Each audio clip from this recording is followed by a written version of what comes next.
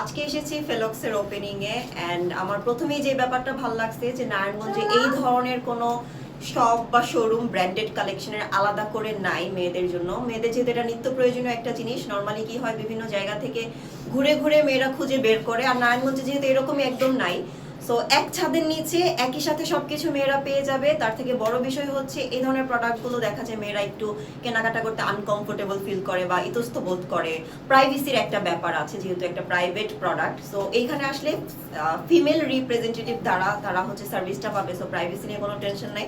Overall প্রোডাক্টের quality আমার কাছে খুব ভালো লাগছে, আর এই উদ্যোগটা খুব ভালো লাগছে, কেননা এই ধরনের যেহেতু কোনো ব্র্যান্ডেড শপ নারায়ণগঞ্জে নাই।